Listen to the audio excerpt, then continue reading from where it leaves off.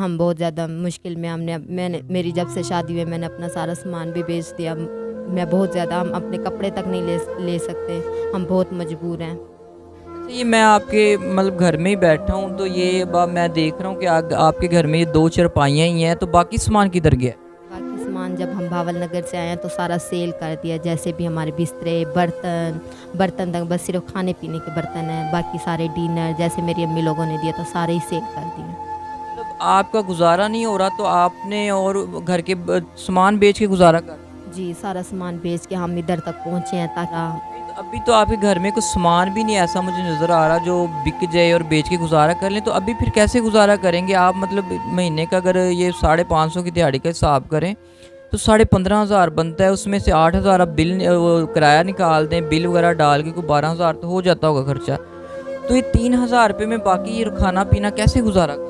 बस एक टाइम खाते हैं, बच्चों का दूध लिया, एक टाइम आटा वगैरह लिया, बस रोटी ऐसे ही खा ली, एक टाइम खाया और एक टाइम ना खाया। मतलब 24 घंटों में आप एक टाइम खाना खा रहे हैं? जी, बिल्कुल सच्ची बात है। अस्सलाम वालेकुम व्यूअर्स, आप देख रहे हैं टू दी पाकिस्तान और मैं आपका अपना मेज़बान ज़ुबैर राजपूत।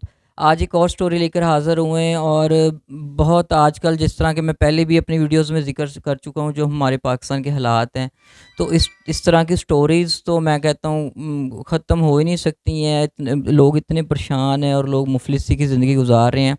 तो इसी तरह की एक और स्टोरी लेके आपके लिए आए हैं और उनसे बात करते हैं बहना से कि वो इतनी क्या मजबूरी थी कि उनको मीडिया पे आना पड़ गया है। अस्सलाम वालेकुम।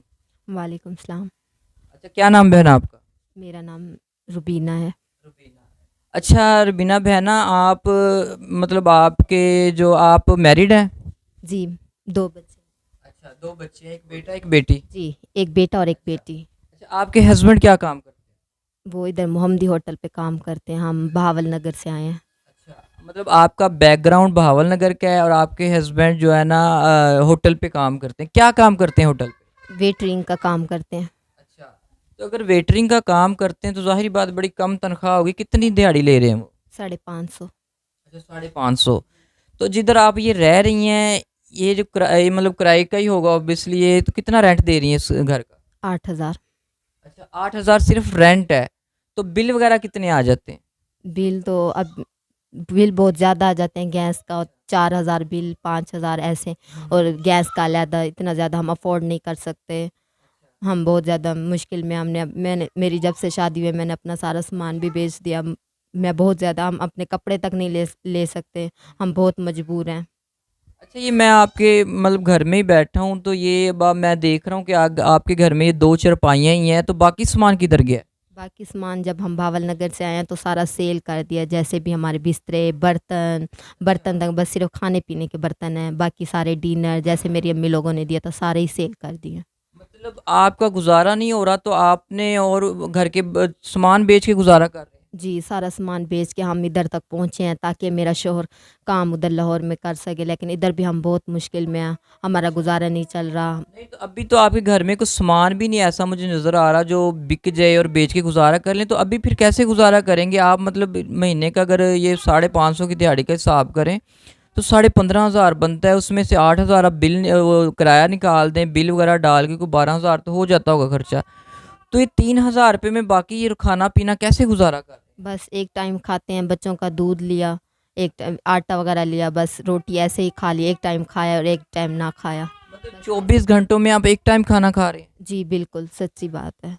जी नाज़रीन, आज जुम्मे का दिन है, 9 तारीख़ है। मैं आपको डेट और दिन भी बता रहा हूँ, ये वीडियो बन रही है। और नाज़रीन, ये रियल स्टोरी है, इसको फेक ना समझिएगा। और मैं स्टोरीज़ बहुत कम करता हूँ, आपको पता है मैं मल्टी वीडियोस करता हूँ। और मैं हमेशा मेरे पास कोई ट्रू स्टोरी आए तभी मैं स्टोरी करता हूँ, अदरवाइज़ मैं स्टोरी नहीं करता। तो इन बहना की आप दास्तान सुन रहे हैं कि ये एक बहावल नगर से आए, अच्छे रिज़्क की तलाश में, अच्छी ज़िंदगी की तलाश में लाहौर आए थे और आज यहाँ पे ये मजबूर होके बैठे हैं कि इनके पास नेक्स्ट देने के लिए किराया नहीं है, बिल नहीं है और खाने के लिए पैसे नहीं है। तो अभी आप हमारे व्यूअर से क्या चाहती हैं? मैं चाहती हूँ कि मेरी कोई तावन करे। मेरी आपसे अपील है कि अगर आपको मेरा थोड़ा-सा एहसास है, मेरे 2 बच्चे हैं, मैं उन वो बीमार हैं, उनकी दवाई नहीं ले सकती। अगर किसी से कोई मेरी मदद करना चाहता है तो प्लीज़ मेरी मदद करें, आपसे मेरी अपील है। तो नाज़रीन, बहना का यही कहना है कि उनकी अपील है कि उनकी हेल्प की जाए, कि अल्लाह पाक ने बहुत मुखय्यर हज़रात हैं कि बहुत ज़्यादा अल्लाह पाक ने जिनको नवाज़ा है, अगर वो अपने ख़जाने में से 1000 500 करके भी इनकी हेल्प करें तो इनकी काफ़ी अच्छी हेल्प हो सकती है।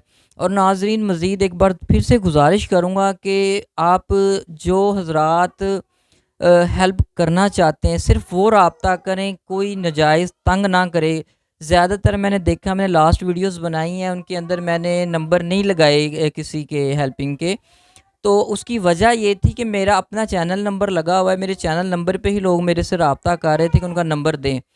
और मैंने उनमें से चंद लोगों को नंबर दिए मैंने, लेकिन नाज़रीन उन लोगों ने तंग ही किया है, हेल्प किसी ने नहीं की। तो नाज़रीन, ये एक हेल्पिंग स्टोरी है, रियल स्टोरी है, जेन्युइन स्टोरी है। तो और मैं ख़ुद इस चीज़ की मैं तस्दीक करता हूँ कि ये वाक़ई हकदार हैं और इनसे राब्ता करें, उनकी हेल्प की जाए। तो मज़ीद स्टोरीज़ देखने के लिए आप हमारे चैनल को सब्सक्राइब करें, शेयर करें, दुआओं में याद रखिएगा, अपना ख़्याल रखिएगा। अल्लाह हाफ़िज़।